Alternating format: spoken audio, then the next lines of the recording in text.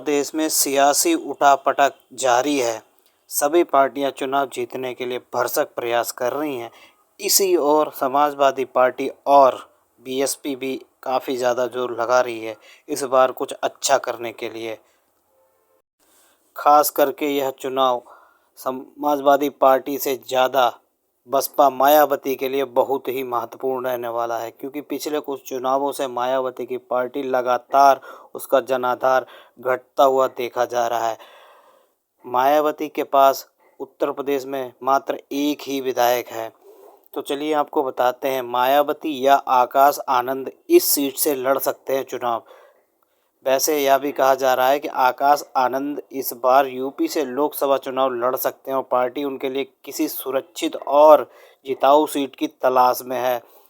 ये सीट अम्बेडकर नगर या बिजनौर बताई जा रही है और खबरें यह है कि पार्टी नेतृत्व पर इस पर जमकर विचार कर रहा है। खासकर मायावती इस सीट पर जो है आकाश आनंद या खुद के लिए एक मजबूत सीट तलाश रही हैं। वैसे आकाश अभी तक कोई चुनाव नहीं लड़े हैं। अगर बसपा उनके लिए अम्बेडकर नगर सीट चुनती है तो वहां पार्टी के पूर्व रितेश पांडे से मुकाबला करना होगा, जिन्होंने हाल ही में बीजेपी ज्वाइन की है और उन्हें टिकट भी बीजेपी ने दे दिया है। तो मुकाबला बहुत ही कड़ा और संघर्ष भरा होने वाला है।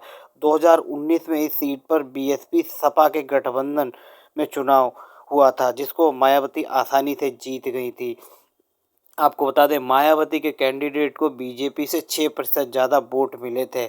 आपको बता दें, 2019 के लोकसभा चुनाव में जब चुनाव आयोग ने बसपा सुप्रीमो मायावती पर 48 घंटे तक का प्रचार करने पर प्रतिबंध लगा दिया था, तो आकाश आनंद पहली बार आगरा में सपा, बसपा और रालोद की रैली को संबोधित करने का मौका मिला था।